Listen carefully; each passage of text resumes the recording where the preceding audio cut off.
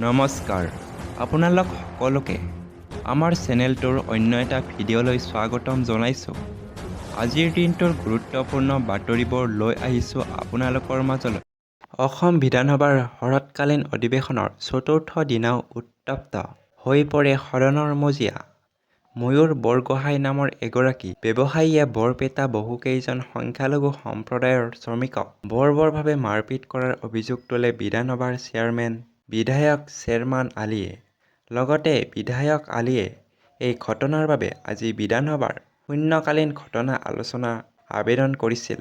কিন্তু বিধানসভাৰ অধ্যক্ষই তেওঁক আলোচনাৰ বাবে অনুমতি প্ৰদান নকৰাত বিধায়ক আলীয়ে সদনত হুলস্থুলীয়া পৰিৱেশৰ সৃষ্টি কৰে, যাৰ বাবে বিধানসভাৰ অধ্যক্ষই বিধায়ক শ্বেৰমান আলীক দিনটোৰ বাবে সদনৰ পৰা নিলম্বন কৰে। সদনৰ পৰা নিলম্বন হোৱাৰ বাবে বিধায়ক শ্বেৰমান আলীয়ে সদনৰ বাহিৰত দুঘণ্টীয়া অৱস্থান ধৰ্মঘট বহে। লগতে তেওঁ ময়ূৰ বৰগোহাঁইক গ্ৰেপ্তাৰৰ দাবী তোলে।